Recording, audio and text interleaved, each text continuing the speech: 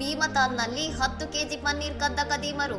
ಪ್ರವಾಸಿ ಋತುವಿನಲ್ಲೇ ವ್ಯಾಪಾರಿಗಳ ನಂಬಿಕೆಗೆ ದ್ರೋಹ ಎಸಗಿದ ದೃಶ್ಯ ಸಿಸಿಟಿವಿಯಲ್ಲಿ ಸೆರೆ. ಉತ್ತರಾಖಂಡದ ನೈನಿತಾಲ್ ಜಿಲ್ಲೆಯ ಭೀಮತಾಲ್ ಭೋವಾಲಿ ರಸ್ತೆಯ ಡೈರಿ ಅಂಗಡಿಯ ಹೊರಗಿದ್ದ 10 ಕಿಲೋಗ್ರಾಂ ಪನ್ನೀರ್ ಚೀಲವನ್ನು 3 ಯುವಕರು ಕದ್ದಿರುವ ಸಿಸಿಟಿವಿ ವಿಡಿಯೋ ಸಾಮಾಜಿಕ ಮಾಧ್ಯಮದಲ್ಲಿ ಭಾರೀ ವೈರಲ್ ಆಗಿದೆ.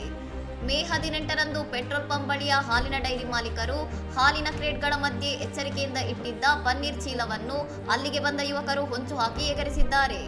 ಮೊದಲು ಸುತ್ತಮುತ್ತಲಿನ ಪ್ರದೇಶವನ್ನು ಸಮೀಕ್ಷೆ ಮಾಡಿ ಎಚ್ಚರಿಕೆಯಿಂದ ಗಮನಿಸಿದ ಯುವಕರು ಸೂಕ್ತ ಅವಕಾಶ ಸಿಗುತ್ತಿದ್ದಂತೆಯೇ ಪನ್ನೀರ್ ಚೀಲವನ್ನು ಎತ್ತಿಕೊಂಡು ಸ್ಥಳದಿಂದ ಪರಾರಿಯಾಗಿದ್ದಾರೆ.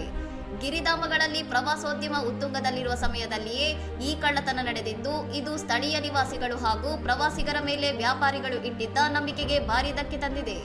ಪ್ರಾಮಾಣಿಕತೆ ಹಾಗೂ ಪರಸ್ಪರ ವಿಶ್ವಾಸದ ಸಂಸ್ಕೃತಿಯಿಂದಾಗಿ ಬೆಟ್ಟದ ಪಟ್ಟಣಗಳಲ್ಲಿ ಅಂಗಡಿಯ ಹೊರಗೆ ಸರಕುಗಳನ್ನು ಬಿಡುವ ಪದ್ಧತಿ ಇದ್ದು, ಈ ಕೃತ್ಯದಿಂದಾಗಿ ಸ್ಥಳೀಯ ವ್ಯಾಪಾರಿಗಳು ತೀವ್ರ ಆಘಾತಕ್ಕೊಳಗಾಗಿದ್ದಾರೆ. ಘಟನೆ ಕುರಿತು ಭೀಮತಾಲ್ ವ್ಯಾಪಾರ ಮಂಡಲದ ಅಧ್ಯಕ್ಷ ಪಂಕಜ್ ಜೋಶಿ ನೇತೃತ್ವದಲ್ಲಿ ಪೊಲೀಸರಿಗೆ ಸಿಸಿಟಿವಿ ಸಹಿತ ಲಿಖಿತ ದೂರು ನೀಡಲಾಗಿದ್ದು, ಆರೋಪಿಗಳನ್ನು ತ್ವರಿತವಾಗಿ ಬಂಧಿಸುವಂತೆ ಆಗ್ರಹಿಸಲಾಗಿದೆ.